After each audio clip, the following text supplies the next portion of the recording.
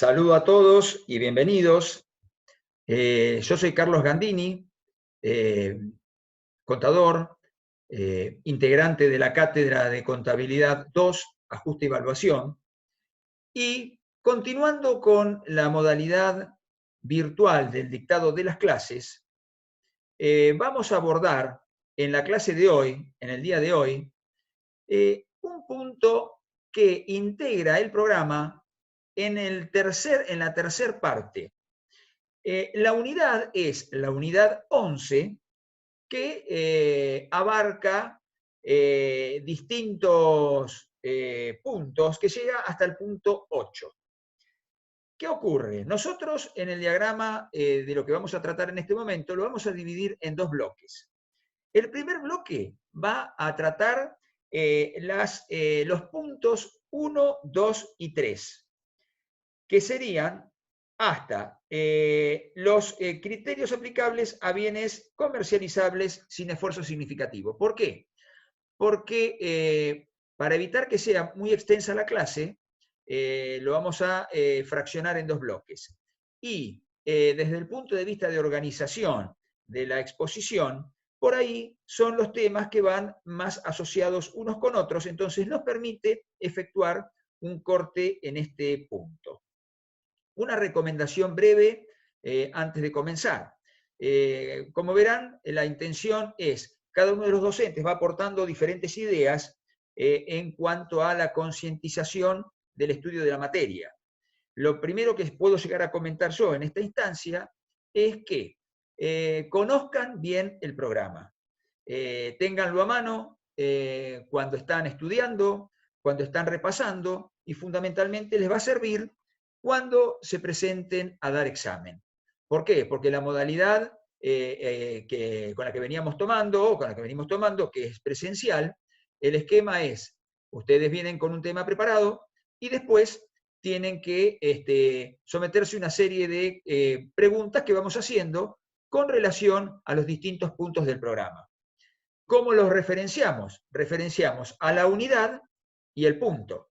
Entonces, ustedes tienen que estar bastante duchos en el manejo del programa y ya, sobre todo, en asociar cada una de las ideas sobre las preguntas que le vamos haciendo en los puntos del programa. Entonces, programa bien conocido.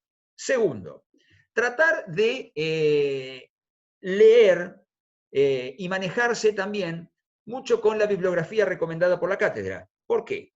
Es muy importante que ustedes durante toda la carrera, los conceptos que van aprendiendo en cada una de las clases que les vamos dando los docentes, tengan asociados también a determinados textos. ¿Por qué? No solamente eso les va a servir para la carrera en sí, durante toda la carrera, sino también tiene un efecto y un valor agregado invalorable en el desempeño de la actividad profesional diaria. ¿Por qué? Porque se le van a plantear situaciones que ustedes, teniendo conocido medianamente, y digo medianamente, hay que tratar de conocerlo lo mejor posible, los autores, la doctrina en general, y al mismo tiempo los textos, les va a servir de muchísima, muchísima utilidad en el desempeño de la actividad profesional diaria. Dicho todo esto, en esta instancia vamos a comenzar entonces con el desarrollo de la unidad 11, que habla sobre los bienes de cambio, y voy a comenzar a compartir con ustedes distintos conceptos que se van a ir desprendiendo de lo que vamos a ir exponiendo en este momento. Como primera medida, como todo lo que cada uno de los puntos que vamos a encarar en el desarrollo, vamos a efectuar una pequeña introducción. Entonces, nosotros ya vamos a hablar de bienes de cambio. Vamos a definir primero los bienes de cambio. ¿De qué estamos hablando? Primero, estamos hablando de bienes tangibles. ¿Qué particularidad tienen también? Deben ser propiedad del ente. ¿Y para qué los tiene? Para ser comercializados. ¿En qué tiempo? En el curso ordinario de la actividad del ente. Bien, a partir de ahí empezamos a efectuar distintas clasificaciones. son adquiridos para su reventa en el mismo estado en que se encuentran.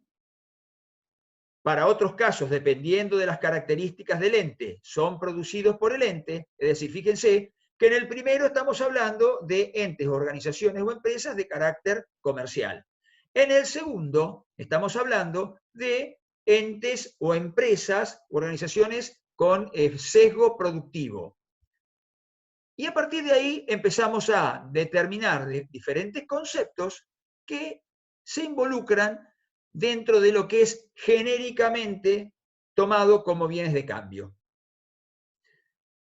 Tenemos la otra aseveración que dicen que son adquiridos y luego transformados en el proceso productivo en un nuevo bien. Dentro de estos tenemos ya, cuando empiezan a hablar de procesos productivos, encontramos ya que hablamos de productos que se encuentran terminados y otros que se encuentran en etapas intermedias de terminación. También debemos considerar que abarca este concepto a todos aquellos que están en determinadas localizaciones, ya sea que están en fábrica, en depósito, en locales de venta, y también aquellos que se encuentran en tránsito. ¿Por qué? Porque después ya vamos a ir considerando cada una de estas situaciones. Al mismo tiempo, esto también define un poco definido dentro de lo que es las características de los entes o las organizaciones a las cuales nos referimos contablemente. Tenemos entonces que hay empresas o entes de carácter comercial, industrial, agropecuarias, extractivas, sociales, deportivas. Cada una de estas también hace que se deriven en distintas características de los bienes que pueden incluirse. Entonces, empezamos ya a efectuar un detalle un poco más afinado cuando hablamos de aquellos que son adquiridos para su posterior comercialización, siempre y cuando correspondan a actividades normales del giro de la empresa. Es decir, no todos, lógicamente, los que corresponden para ser enajenados en relación a las actividades normales del giro de la empresa y que hacen al objeto del ente o de la empresa, esos son bienes de cambio. Ahora bien, cuando hablamos de los bienes de cambio y hablamos que corresponden a ese determinado ente u organización, está asociado a un concepto de inventario.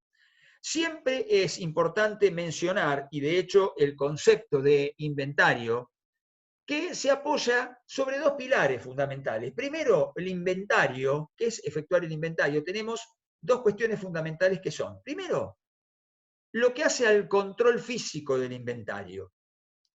Control físico es ver que los bienes estén, qué cantidades son, en qué estado se encuentran, y eso hace todo al recuento de los bienes.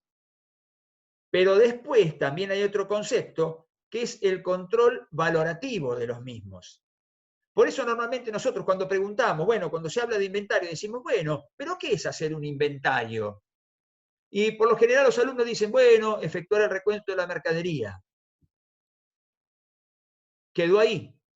Entonces, presten atención, fundamentalmente, el concepto de inventario es la parte de control físico, la parte de control valorativo. Y dentro del control físico, verificar que los bienes existen, que están en buen estado y que son susceptibles de ser agrupados por conceptos homogéneos para individualizarlos.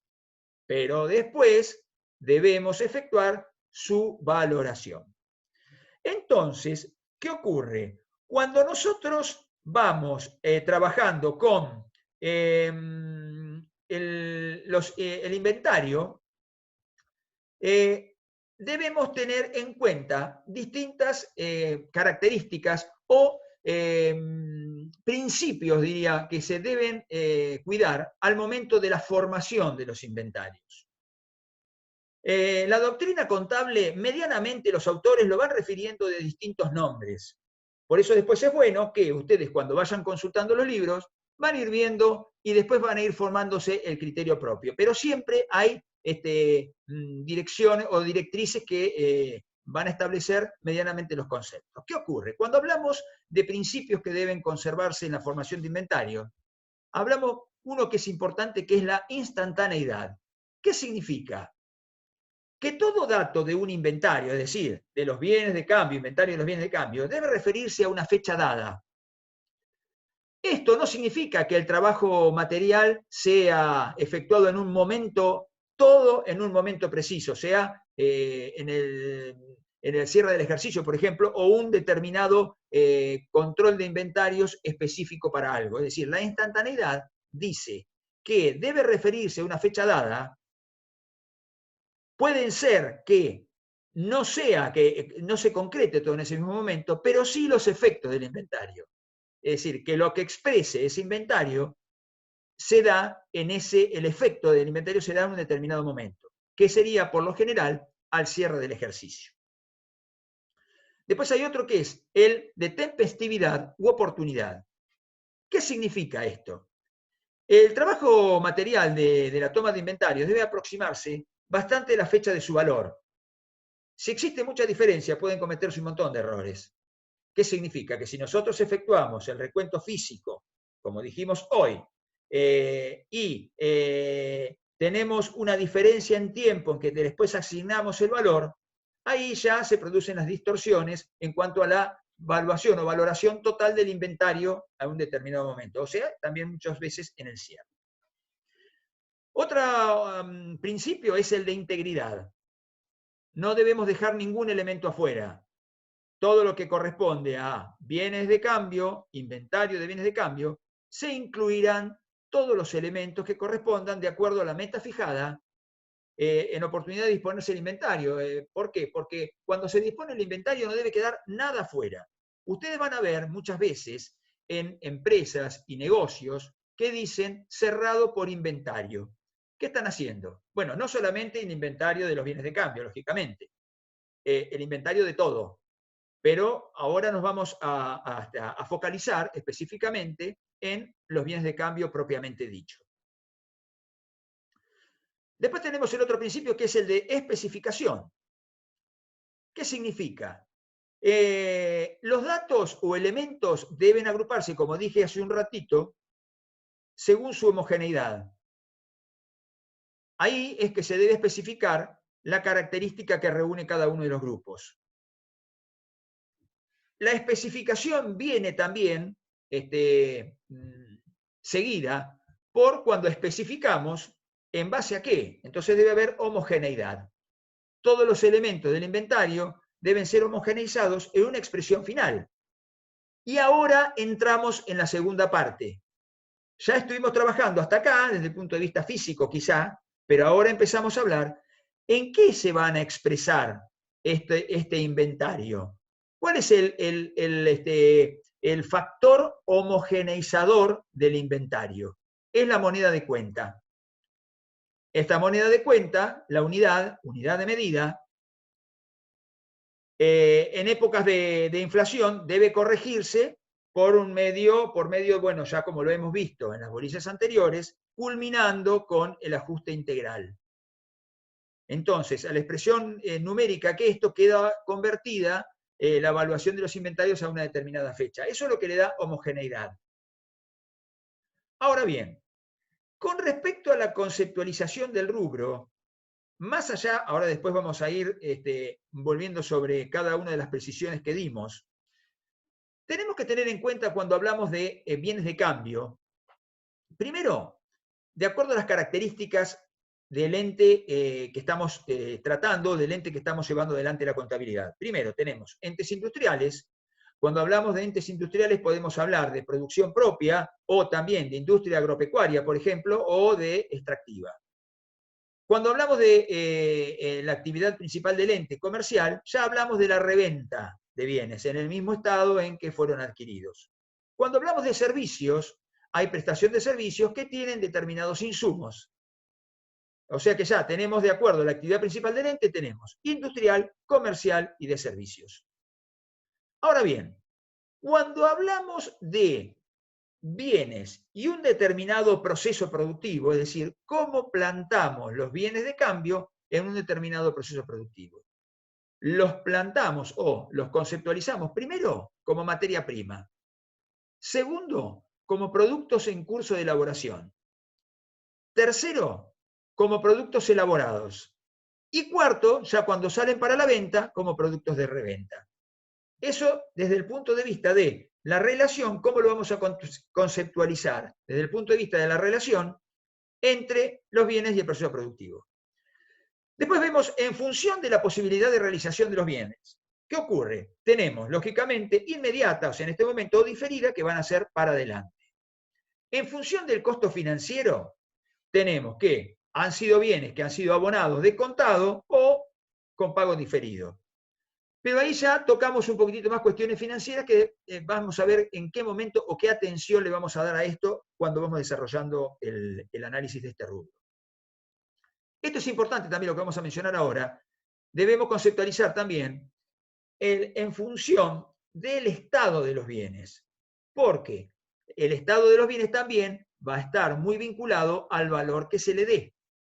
¿Por qué? Tenemos bienes que se encuentran en un estado normal o bienes que se encuentren en un estado deficiente. Ese grado de deficiencia que pueden llegar a tener los bienes está orientado en dos sectores. O sea, puede tener deficiencias por razones físicas o deficiencias por razones económicas. Después tenemos, con respecto a la localización de los bienes, o sea, que podemos tomarlos como bienes, productos en existencia.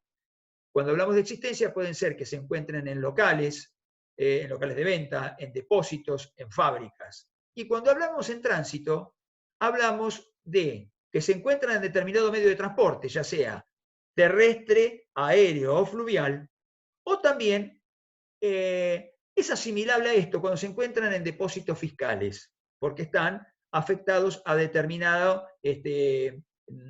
traslado de un lugar a otro.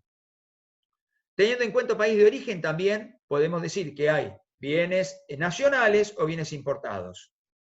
Y después, con respecto a la expectativa, cómo se van a enajenar, eso es importante, porque también vemos cómo se van a conceptualizar dentro del activo, que pueden ser los corrientes, o sea, dentro de los 365 días o dentro del año del ejercicio económico, dentro de los 12 meses siguientes, o no corrientes que van a trascender más de un ejercicio. Con respecto a, según los aspectos a evaluar, ahí vamos a empezar a entrar en estos temas. Primero tenemos cómo se evalúan en el momento de la incorporación al patrimonio, después la existencia en un determinado momento de la vida del ente, generalmente al cierre del ejercicio, y después cuando se han vendido, o sea, el costo de lo vendido. Acá vamos a entrar a hacer diferencias entre el costo de lo que se vendió, lo que se fue, o sea, el valor de lo que se fue, y el valor de lo que queda en stock. Por lo tanto, entonces tenemos que la clasificación más común que podemos hacer, entonces, serían 3 niveles. Los que están listos para ser comercializados, los que están en proceso de elaboración y los que arrancan en todo este proceso de elaboración, que están consignados como las materias primas, materiales y o partes componentes. Dentro de esto, entonces teníamos lo que estuvimos mencionando recientemente. Ahora bien, ¿cómo empieza todo el proceso del reconocimiento contable de estos bienes? Los mismos deben reconocerse o deben incorporarse contablemente cuando reúnan sus características, tienen características distintivas. Primero, que estén bajo el control del ente, permitan la obtención de beneficios en un futuro con su enajenación y sean factibles de asignárseles un valor o costo. Entonces, vamos a trabajar primero, que pertenezcan al ente. ¿Cuándo pasan a ser propiedad del ente? De la empresa o organización. acá empezamos a manejar conceptos temporales. Hablamos de momentos. Nosotros tenemos que los bienes adquiridos, ¿cuándo pasan a ser propiedad del ente? Primero, cuando se perfecciona jurídicamente la operación, según la legislación vigente en cada uno de los lugares, o en su defecto, según las buenas prácticas como fuente del derecho. ¿Qué significa? Cuando se produce la tradición de la cosa en el lugar o ubicación o sitio previsto. Como primera medida tenemos, o sea, puede ser en el establecimiento del vendedor, en el establecimiento del comprador o mediante y en algún medio de transporte. ¿Por qué es esto? Porque acá vamos a estar trabajando sobre determinadas situaciones donde empezamos a manejar la pertenencia. En el caso de los bienes producidos, el momento de reconocer la incorporación dependerá de cada una de las características que tiene el proceso de producción, ya sea un proceso fabril industrial, agropecuario, constructora, extractiva. Ahí va a determinar las características del producto de acuerdo a su incorporación dentro del proceso productivo. Ahora bien, vamos a hacer un poquitito de introducción al concepto de perfeccionamiento jurídico. Si nosotros hablamos, el Código Civil, en muchos casos, y de hecho es así, que dice, ¿dónde se produce la tradición de la cosa? Primariamente, en el momento donde la cosa se hallaba al momento de la operación, o sea, en el momento de la venta. O sea, el lugar es donde la cosa, el bien, se hallaba en el momento de la venta. O cuando son remitidas al comprador y éste no estipula un lugar determinado, el envío a su domicilio implica la entrega efectiva. ¿Qué ocurre? Ya vamos a ver, y de hecho vemos cómo se consigna una venta cuando se maneja documentalmente el remito conformado, que significa la recepción de la mercadería. Ahora bien, nosotros tenemos que establecer la localización de las mismas. Cuando hablamos de que está localizado la operación o que el vendedor está en extraña jurisdicción y el comprador está en otra, empiezan a jugar, por ejemplo, en el caso de operaciones, transacciones a nivel internacional, los conceptos de lo que normalmente se habla de adquisiciones con cláusula SIF y adquisiciones con cláusula FOB. Cuando hablamos de cláusula SIF, estamos hablando que incluyen el costo, seguro y flete. La cláusula SIF significa Cost, Ansurance and Freight. Y ahí es importante porque la tradición de la cosa se produce en el momento de la descarga, es decir, con la guía de desembarque. La propiedad de los bienes se produce en el destino, cuando son recibidos. Ahora, utilizando la cláusula FOB, Free on Board, la tradición se produce con la guía de embarque, es decir, los gastos y riesgos corren a cargo del comprador, o sea que son bienes desde el origen, con uno en el destino y con el otro en el origen.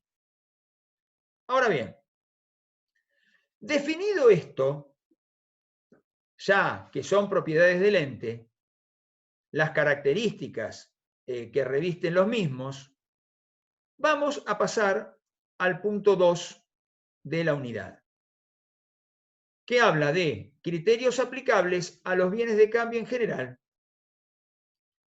Y podemos hablar entonces principalmente que acá el objetivo claro es establecer la base conceptual y doctrinaria contable por medio de la cual vamos a llegar a dos conceptos. Primero, que los bienes de cambio en general se evaluarán a su costo de reposición, recompra o reproducción a la fecha que se refiere la evaluación. Ahora, cuando existe, o mejor dicho, cuando en caso de ser imposible o que se dé la imposibilidad de determinación de estos valores, o sea, del costo de reposición, recompra o reproducción, se admitirá el costo reexpresado en moneda constante. Bueno, ¿cómo vamos a tener que empezar a razonar para llegar a estos conceptos? Iniciamos el trayecto. Primero, la medición contable inicial de todos los bienes arranca con el costo de incorporación. Bien, ¿cuál es el costo? ¿Cuál es el valor que le damos al momento de la incorporación? En doctrina vamos a encontrar muchos autores, y por lo general coinciden en esta etapa, que hablan de la definición del costo bien como el sacrificio económico para disponer de los bienes y ponerlos en condiciones de su comercialización. Ahora bien, ¿cómo se integra el costo? Primero y fundamental es, de acuerdo, arrancamos con el precio de contado. Al precio de contado se le debe sumar, se le debe adicionar los costos de transporte, carga, descarga, seguros, todo esto hasta el lugar de recepción, o sea, el local de ventas, la fábrica, el depósito, y además deben formar parte también del costo los impuestos y derechos aduaneros no recuperables. También eventualmente podemos otro ejemplo, los gastos de control de calidad. Ahora bien, cuando hablamos de concepto de flete, también debe adicionarse, y también el caso de gastos prorrateables. Por ejemplo, en el caso de guías o de cartas de porte, ya sea guías en la parte de ganado y de cartas de porte, en el caso de granos, como se efectúa un costo global, eso puede producir mediante el prorrateo cuál sería el costo atribuible a cada una de las unidades que se transportan. Ahora bien, para determinar el costo de los bienes, debe depurarse cuestiones que no integran los mismos. Como por ejemplo, el primer caso, que son impuestos recuperables. Por ejemplo, el impuesto al valor agregado es un impuesto recuperable. No debe integrar el costo de la mercadería o de los bienes adquiridos. Como segunda medida, que ya después lo vamos a ver, y lo hemos visto también en el capítulo 7 de ajuste por inflación, sería los sobreprecios por cobertura inflacionaria, y por otro lado también los costos financieros. Estos últimos, o sea, los costos financieros, deben segregarse y exponerse por separado. Ahora bien, arrancamos con el caso de empresas industriales o manufactureras. ¿Por qué? Porque de acuerdo a lo que estuvimos viendo en las clasificaciones de los bienes de cambio, encontramos a las que constituyen la materia prima, que es el material o bien de arranque. En todo lo que es empresa industrial o manufacturera, arrancamos a partir de la materia prima. ¿Y cuál es el costo? ¿Cómo se arma? ¿Cómo se integra el costo de la materia prima? Primero, lógicamente, con la factura del proveedor neta de bonificaciones, descuentos comerciales. Y a esto se le debe adicionar todos los gastos generados hasta el depósito del comprador. A partir de ahí, ya tenemos el costo de la materia prima. Después debemos cargarle la mano de obra, pero la mano de obra afectado, o sea, del personal, afectado en forma directa al proceso productivo. Y por último, después tenemos que adicionarle los gastos generales indirectos, que tenemos la mano de obra indirecta, como por ejemplo podría ser en el caso de supervisión, control de calidad. Después tenemos todos los insumos necesarios para el funcionamiento de la empresa, y, por ejemplo, que serían el caso de las amortizaciones o la fuerza motriz. Eso nosotros lo hemos visto también en la composición de los costos de obras a largo plazo, que hemos visto en las unidades anteriores.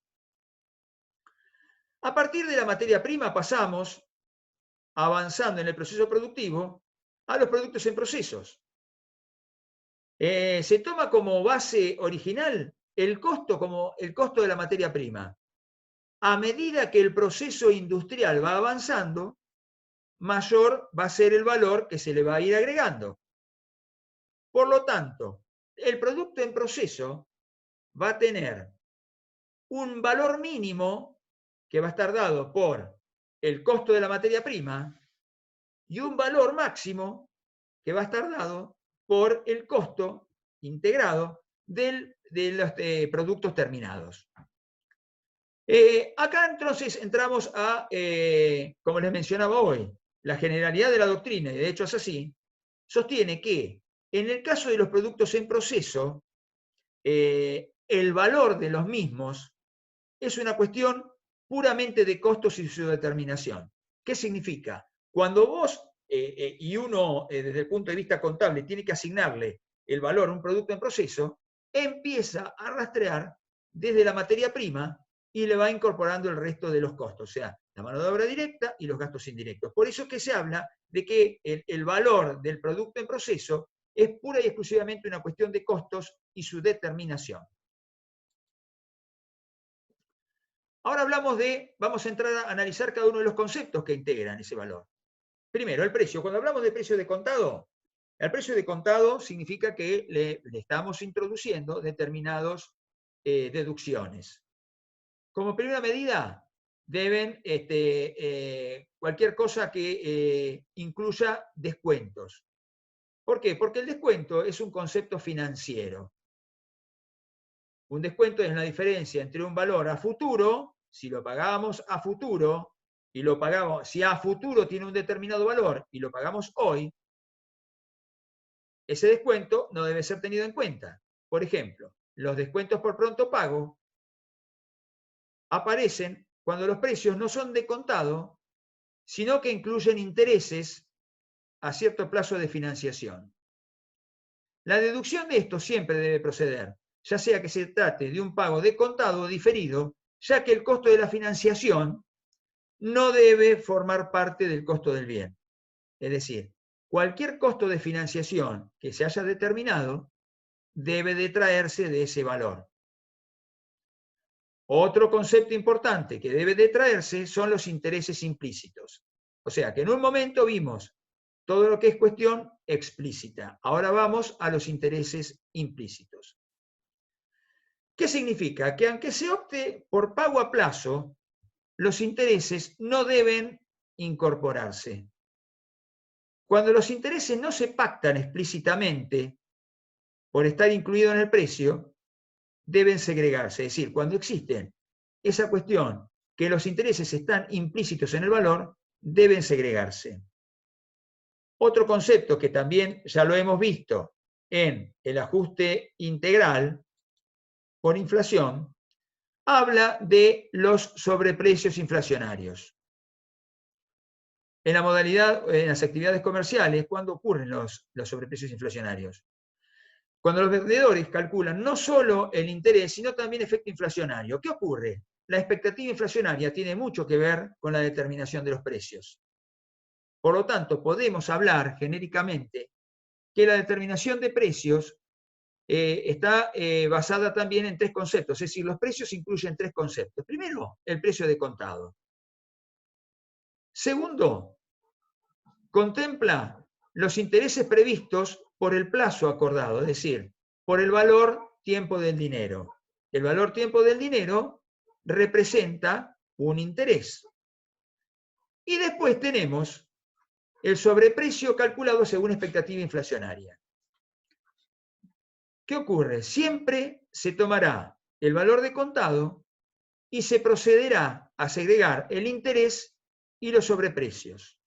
Ahora, puede ocurrir que tanto los sobreprecios como los intereses sea muy difícil de escindir ambos entre ellos.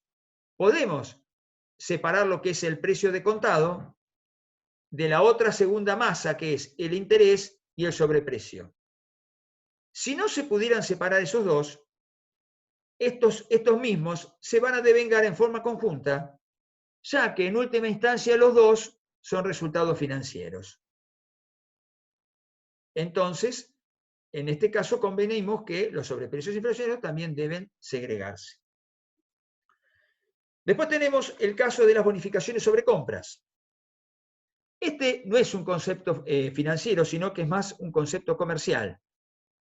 Se trata de deducciones que se efectúan a los sujetos en función de la relación comercial, en función de los volúmenes y también en función del importe de las compras totales, porque si tiene determinado volumen la compra total, se hace merecedor de una bonificación.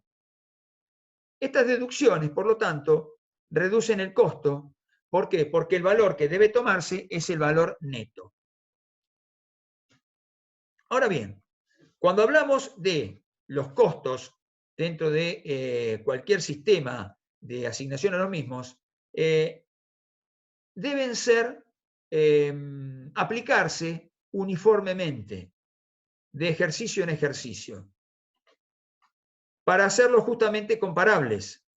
Si eventualmente se efectuara una modalidad diferente de un ejercicio al otro por alguna razón, deben consignarse en notas a los estados contables. Ahora bien, ¿qué ocurre? Nosotros vamos asignando valores, pero como hablábamos en unidades anteriores, todos tienen un límite. Ya vamos a empezar a introducirnos en conceptos importantes, que es el valor recuperable. El valor recuperable es comparar los valores de las existencias inicialmente medidas a su costo de incorporación con el valor recuperable. Ningún activo puede medirse por encima de su valor recuperable. Y ahora entramos a terciar con los valores y las instancias temporales de los mismos. ¿Por qué? Porque si nosotros vamos a hablar de dos momentos en los criterios de evaluación. Y con esto vamos a hacer un pequeño raconto para traerlo hacia la unidad que vamos a desarrollar. Nosotros cuando hablamos de criterios de evaluación, hablamos de dos momentos, un momento pasado y un momento presente. Cuando hablamos del momento pasado, hablamos de costo histórico, o sea, de valor de incorporación al patrimonio. Y cuando hablamos de momentos presentes, hablamos de valores corrientes en cada uno de los cierres del ejercicio. Desde el punto de vista de concepto de los valores corrientes, como veníamos razonando ya con las bolillas anteriores, tenemos los valores corrientes que son valores corrientes de entrada, que podemos hablar de reposición, o valores corrientes de salida, con las salvedades que después vamos a hacer, que son de realización. Para su evaluación, al cierre del ejercicio, si se utilizan valores del pasado, o sea, costo histórico, se utilizará como su valor al cierre del ejercicio al costo originalmente incurrido y además para la determinación del costo durante el ejercicio se utiliza algún sistema de asignación de costos a las unidades que salieron del patrimonio y también a las que quedan en existencia. A las que salieron del patrimonio, después ya lo vamos a ver en la unidad, en el punto específico, que hablamos de los sistemas que son de PEPS, WEBS, costo promedio ponderado, que ya lo vamos a ir tratando en cada uno de los momentos. Es decir, que cuando hablamos ya de asignación de valores, ya empezamos a manejar dos cuestiones. Una, darle el valor a la mercadería que se fue, que se denomina técnicamente costear, y darle el valor a la mercadería o bienes de cambio que se han quedado en el stock, que hablamos de valuación. Es decir, costear es darle valor a lo que se fue y valuar es a lo que quedó. Cuando hablamos de, esto hablábamos de valores del pasado, o sea, está vinculado con el costo histórico, que después vamos a ver con su unidad de medida. Y cuando hablamos después, cuando se utilizan criterios de valor corriente, ya hablamos de criterios del momento presente. Vamos después a introducirnos en las características de cada uno de los bienes de qué se trata. Ahora bien, cuando hablamos de los criterios de evaluación, los mismos van a ir comparándose con sus determinados y respectivos valores límites. ¿Por qué? Cuando hablamos de medición de costo, el valor límite de evaluación al costo es el valor de mercado, estableciendo también que vamos a ver cuál es el valor corriente en ese momento. Y cuando hablamos de medición o de criterio de medición o evaluación a valores corrientes, vamos a tomar como límite el valor recuperable. Esquematizándolo más esto, vamos a ver que cuando se utiliza el criterio de evaluación al costo, por aplicación de las normas contables del pasado, se debe comparar con el de valor de mercado y se va a tomar el menor con aquel concepto y criterio de prudencia que habíamos hablado ya en determinados momentos de la materia y en materias anteriores. Cuando se utiliza el criterio de medición o de evaluación a valores corrientes, el límite será el valor recuperable, tal como lo vamos a ir analizando. Ahora bien, ¿cómo funciona el mercado, o sea, el valor de mercado como límite? Surge como producto de comparar el costo con el valor de mercado, considerando al mismo, a este valor de mercado, encabezado o individualizado por la reposición, recompra o refabricación. Acá ya empiezan a aparecer la modalidad específica de evaluación de los bienes de cambio cuando hablamos que ya hablamos de conceptos de reposición, recompra o refabricación. Tomando como valor límite también al valor neto de realización y como mínimo al valor neto de realización menos el margen de utilidad normal. ¿Qué significa? Nosotros, cuando tenemos una evaluación al costo, establecemos que el límite va a ser el costo o mercado el menor, fijándonos como valor de mercado el de reposición, recompra, reproducción, teniendo un valor máximo, que es el valor neto de realización, y un valor mínimo, que es el valor neto de realización, menos el margen normal de utilidad. Esquematizándolo,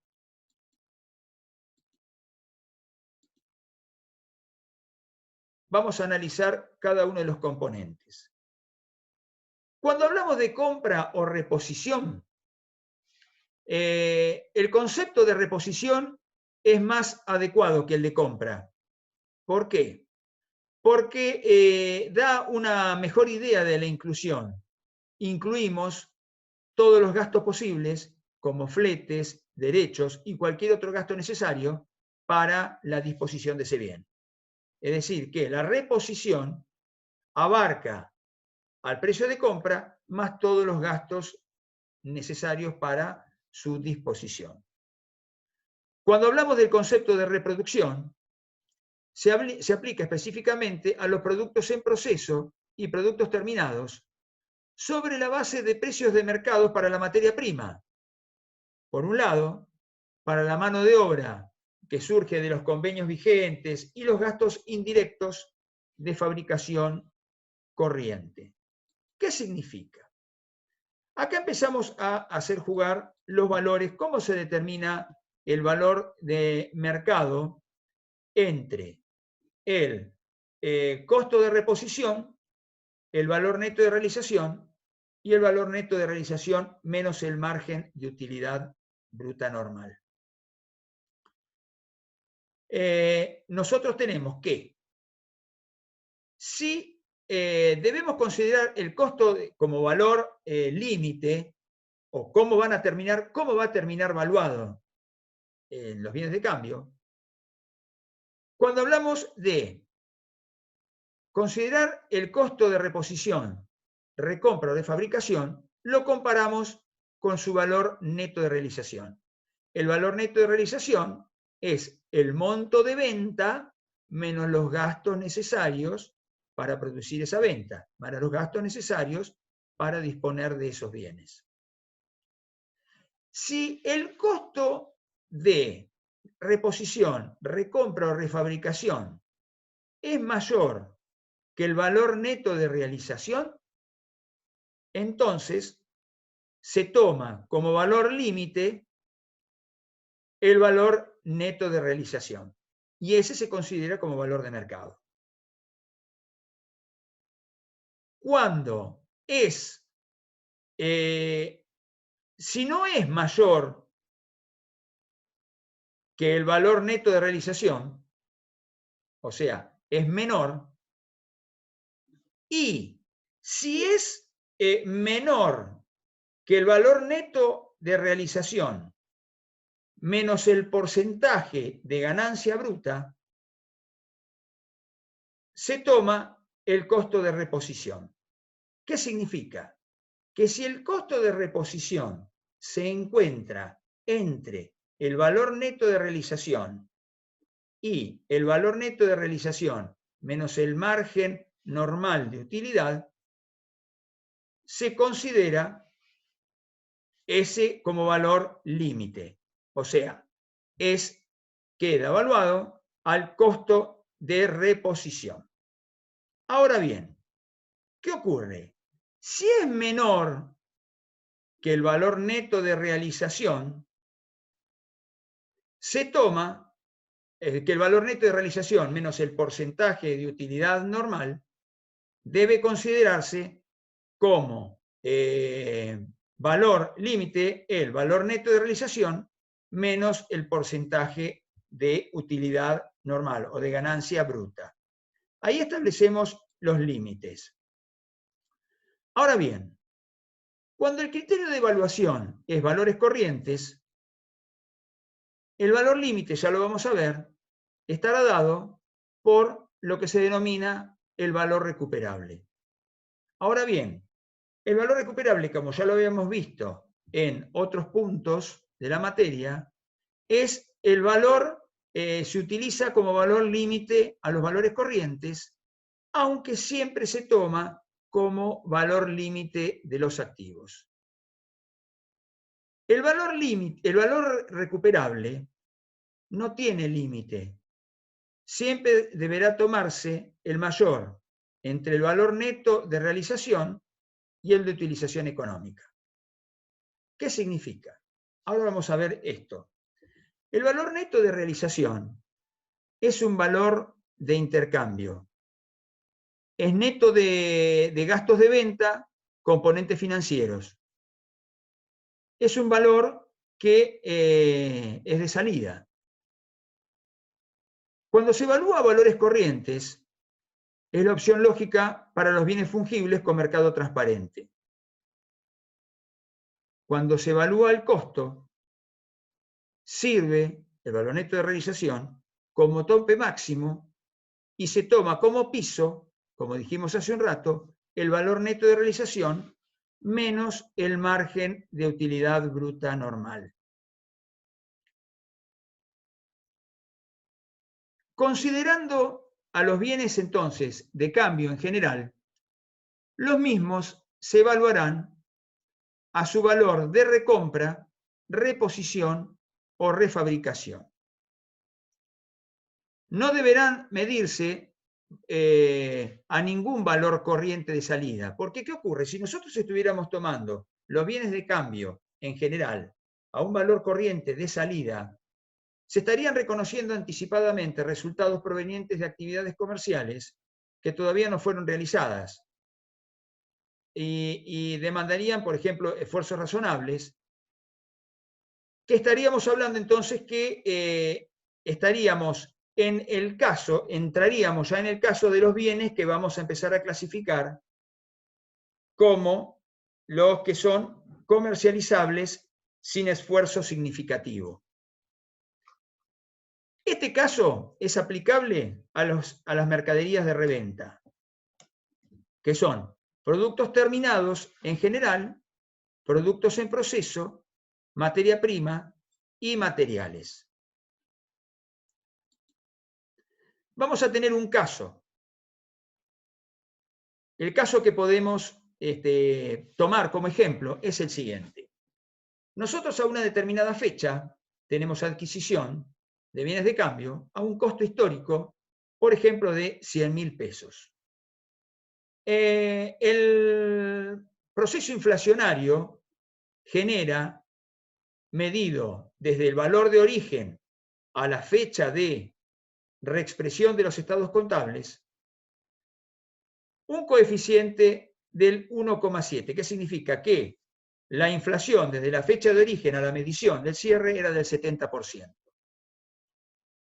Procedemos a reexpresar ese bien y nos arroja que 100.000 por 1,7 nos da un valor expresado de 170.000 pesos. Ahora bien, el valor de reposición en el momento en que se efectúa la evaluación es de 160.000 pesos. Es decir, ya aparecen dos componentes. Primero aparece el costo y después aparece la reposición. Ahora vamos a sumarle el otro dato que manejábamos, el valor neto de realización. ¿Cómo se integra el valor neto de realización? Nosotros suponemos que el precio de venta de esos bienes está dado por un valor de 200.000 pesos. Los gastos sobre venta de esos bienes están representados por el 2%, es decir, tenemos gastos necesarios para su comercialización, para su puesta en la venta, el 2% del valor. O sea que estamos hablando de 4.000 pesos. Por lo tanto, el valor neto de realización es de 200.000 menos 4.000, son 196.000. Ya tenemos el segundo dato. Tenemos el valor neto de realización de 196.000 pesos.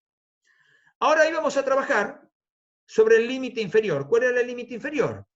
Era el valor neto de realización menos el margen de utilidad normal. Tenemos que el margen de utilidad normal, según estos datos, es del 35%. Entonces, si teníamos un valor neto de realización de 196.000 pesos, a este le aplicábamos, le deducíamos el 35%, que es el porcentaje de margen de utilidad normal, nos arroja un valor de 127.400. Y aquí estaríamos tomando el límite mínimo. Es decir, ¿contra qué parámetro estaríamos comparando el valor reexpresado de los bienes al cierre del ejercicio? Aquí ya tenemos el costo reexpresado, y tenemos establecido también el valor de mercado o valor de reposición que nos va a establecer cuál va a ser la magnitud a la cual va a quedar expresado el rubro, va a quedar expresado en este caso las mercaderías. Debemos comparar el valor expresado, que son los 170.000, versus el valor que se toma como valor de mercado, que para este caso es el de reposición, porque queda en el medio entre el valor neto de realización y el valor neto de realización menos el margen de utilidad normal. Esto se va a ver reflejado en el asiento contable, que lo vamos a tener expuesto acá como continua. ¿Qué significa? Que nosotros efectuamos un ajuste del valor de la mercadería desde los 100.000 hasta los 170.000, con lo cual los 70.000 lo conceptualizamos como RECPAM. ¿Por qué? Porque es el producto del índice inflacionario desde el valor de origen a la fecha de reexpresión. Es decir, había un 70%. Eso es lo que representa el RECPAM. Pero ¿qué ocurre? Nosotros hemos llevado el valor a 170.000, pero en realidad el valor al que debe quedar valuado ese bien de cambio es 160.000. Por lo tanto, la diferencia existente entre el valor expresado, que son los 170.000, y el valor que debe quedar valuado el bien al cierre del ejercicio, que es su valor de recomposición o que se identifica con el valor de mercado, es 160.000, la diferencia es un resultado por tenencia, tal como hemos visto en el capítulo, en la unidad 7. Por lo tanto, el valor al que queda valuado el bien de cambio al cierre del ejercicio no es 170.000, que es producto de la reexpresión, sino que es 160.000. La diferencia entre ambos representa un resultado por tenencia negativo. Ahora bien, el efecto que se generó al haber llegado al valor límite al cierre del ejercicio es doble. ¿Por qué? Porque tenemos un resultado generado por la inflación y al mismo tiempo un resultado generado por la tenencia, que se produce al comparar el índice específico de evolución de ese bien de cambio versus el índice general de inflación. Siempre el resultado por tenencia es producto de la comparación entre el índice específico versus el índice general de inflación. Bien, pasamos a los criterios aplicables a bienes comercializables sin esfuerzo significativo. ¿Qué significa? Por un lado teníamos los que en la clasificación general, que ya habíamos visto que quedaban expuestos al cierre del ejercicio, como mostramos recién, a su valor recuperable, valor de reposición y de refabricación. En el caso de los bienes que son bienes comercializables sin esfuerzos significativos, vamos a ver cuál va a ser el criterio que se va a aplicar. Ahora, ¿cuáles son los bienes comercializables sin esfuerzos significativos? Reúnen determinadas características. Primero, tienen un precio de mercado conocido y la posibilidad de concreta también es de acceder a esos mercados, es decir, existe la posibilidad de interactuar en ese mercado, ofrecerlos en ese mercado. Segundo, deben ser fungibles. ¿Qué significa que un bien es fungible? Cuando tienen idénticas características con otros de su especie y calidad. Y este es el factor también más importante, el que viene ahora, que dice que su venta prácticamente no requiere esfuerzos importantes, ya que el mercado estará en condiciones de absorber, lógicamente, al precio de referencia, o sea, al precio del mercado, toda la cantidad que el ente posea. Ahora bien, estas condiciones van a variar de acuerdo al lugar y del mercado donde se opere.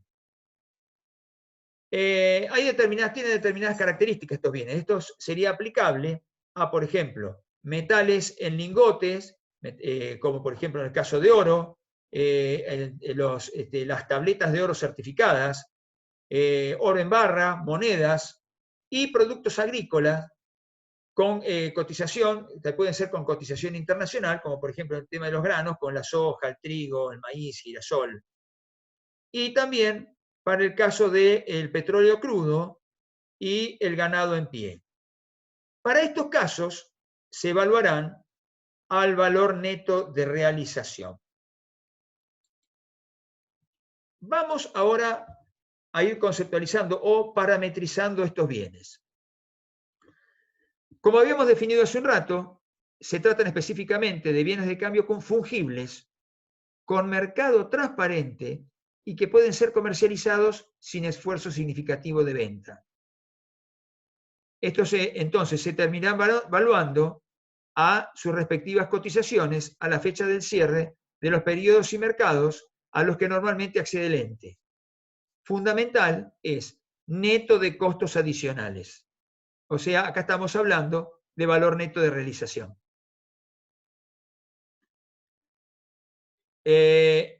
Entonces, los valores así determinados se computarán en la medida que representen los valores estimados de realización. Este es el caso de bienes que son propiedades del ente y están para ser enajenados. Su venta no demanda esfuerzos significativos, por lo tanto, el valor neto de realización es la mejor medida de su valor corriente. Y en este caso coincide con el valor recuperable. ¿Por qué? Porque indudablemente el valor de transabilidad de esos bienes es su valor neto de realización.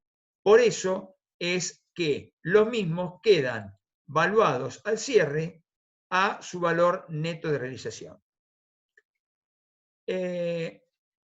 Pero debemos hacer hincapié específicamente en el tema de la cotización, que es el valor conocido.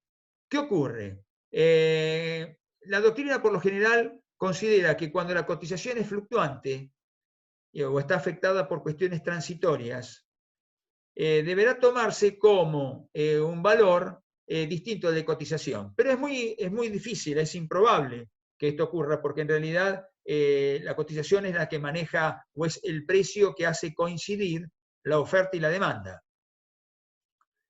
Cualquier otra cuestión que sea parte de esto estaría alterando la objetividad en esta medición.